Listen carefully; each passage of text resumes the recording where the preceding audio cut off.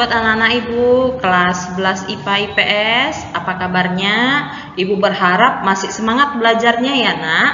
Kali ini kita masih belajar seni budaya, masih bersama dengan Ibu Fitri dalam cabang seni musik yaitu analisis musik barat. Nah, kali ini kita mempelajari tentang bagaimana kita mengetahui apa itu musik barat. Dan sebelum mengetahui musik barat, kita terlebih dahulu tahu awal terbentuknya sistem nada diatonis. Nah, kalau dia dibilang diatonis itu berawal dari bangsa Yunani, ya, bangsa Yunani, di mana dia dikembangkan susunan nada yang sebelumnya itu adalah 4 nada, dan si Polynertrus orang yang menggunakan sistem 7 nada. Jadi kalau dia dibilang diatonis itu adalah pengertiannya rangkaian nada yang terdiri atas 7 nada. Itulah yang sering kita nyanyikan do re mi fa sol la si.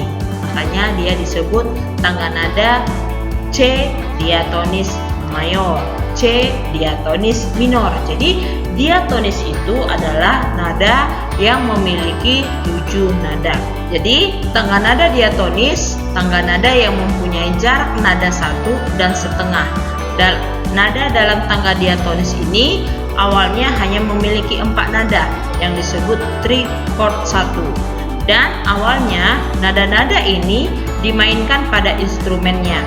Kemudian dikembangkan, maka disebutlah nada ini tetrachord kedua, pengembangan daripada nada yang sebelumnya. Jadi dia dikembangkan menjadi 7 nada. Yang kedua, bagaimana cara menganalisis makna musik modal, tonal, dan atonal. Kita lihat di dalam musik saat ini, bagaimana kita bisa mengetahui makna dari sebuah lagu. Jadi kita harus melihat dulu, melakukan analisis terhadap sebuah lagu yang akan kita nyanyikan.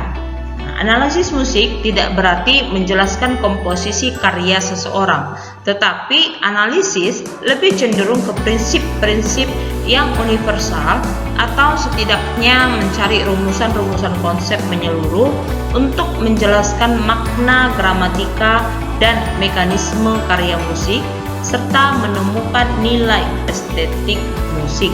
Jadi di dalam mengetahui apa itu yang disebut dengan tonal dan anatonal, anak-anak terlebih dahulu harus menganalisis sebuah musik. Nah, apa yang dimaksud dengan musik modal? Karya musik yang berasal dari satu jajaran nada dengan jarak interval tertentu dan tidak ada hubungan khusus antara masing-masing not. Jadi bisa dilihat di sini ciri-ciri daripada musik modal. Karakteristik musiknya itu dia monofon. Monofon maksudnya di situ adalah satu suara, hanya satu suara saja nada yang dihasilkan. Baru dia secara vertikal tanpa iringan ataupun yang disebut dengan akapela. Baru yang keempat itu adalah akord. Nah, akord di sini terdiri dari akord mayor, akord minor, dan akord diminis. Dan karakteristik musik modal yang kelima adalah contoh musik iringan gereja. Yang kedua, musik tonal. Apa itu musik tonal? Musik tonal perasaan adanya pusat nada, artinya dalam suatu rangkaian not tidak hanya memiliki hubungan secara horizontal saja, tetapi setiap not itu tidak berdiri sendiri, melainkan memiliki keterkaitan dengan perasaan vertikalnya. Contoh-contoh yang dapat kita ketahui bagaimana kita mengetahui ciri-ciri musik tonal tersebut. Yang pertama yaitu dia poliforik, ya, banyak suara yang dia dihasilkan. Beda tadi dengan musik modal hanya dengan monofon, satu suara. Yang kedua secara vertikal dan horizontal, dan yang ketiga dia memakai iringan. Yang keempat nada tersebut harmonis, enak didengar sehari-hari. Jadi dia musik tonal di sini sangat menyentuh perasaan ketika kita mendengarkan lagu tersebut. Baru yang keempat nada tersebut harmonis. Yang kelima musiknya bisa kita pergunakan sehari-hari. Nah, akordnya sama seperti yang digunakan pada musik modal, menggunakan akord mayor, akord minor, dan akord diminis. Akord diminis di sini dia berjarak 1,5 ditambah 1,5, sementara mayor dia berjarak 2 dan ditambah 1,5. Nah, minor dia berjarak 1,5 dan 2. Dan yang ketujuh, ciri yang ketujuh adalah musik ditonal. Yang kedelapan, dia tidak terikat satu dengan yang lain, jadi dia bebas menggunakan karakteristik apapun. Nah, yang kesembilan, dia kromatik. Kesepuluh, tidak memiliki nada dasar. Yang ke-11, sistem nadanya ada 12 nada. Dan yang ke-12, contoh musik tonal ini sering dilakukan pada musik klasik ataupun musik jazz. Berbeda dengan musik gerejawi tadi yang pada dasarnya itu dapat kita lihat pada musik gereja tadi. Berikutnya yang ketiga adalah musik atonal. Apa itu yang dimaksud dengan musik atonal? Musik atonal itu adalah musik yang ditulis dan dilakukan tanpa memperhatikan setiap kunci tertentu. Jadi dia tidak terikat, dia bebas, ya. Berbeda dengan musik modal sama musik tonal tadi.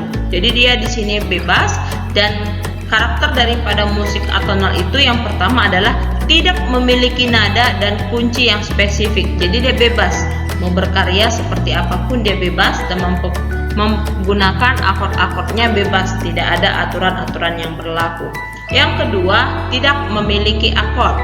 Yang ketiga, tidak enak didengar jika dimainkan oleh orang yang bukan ahlinya. Jadi tidak semua orang, bahkan musisi sekaligus, bisa memainkan musik atonal ini. Makanya musik atonal ini sangat jarang sekali untuk kita dengarkan. Dan ini contohnya terjadi pada musik abad ke-21. Jadi ini adalah musik yang dulu-dulu yang tidak layak lagi untuk diperdengarkan untuk saat ini gitu. Nah, dan bagian yang ketiga adalah bagaimana kita cara menganalisis struktur daripada musik. Nah, musik, pengertian musik sebelumnya juga sudah Ibu jelaskan ya, di mana musik tersebut mengandung suatu bunyi yang kita dengarkan itu terdiri dari beberapa harmoni, irama yang enak untuk didengar.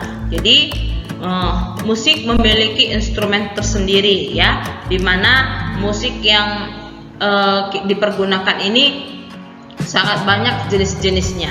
Jadi demikianlah dulu pelajaran kita mengenai bagaimana cara menganalisis musik barat, yaitu dilihat dari ketiga jenis musik tadi, yaitu musik modal, musik tonal, dan musik anatonal.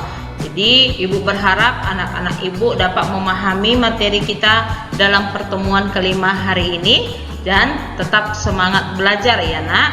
Terima kasih, sampai ketemu di pertemuan berikutnya.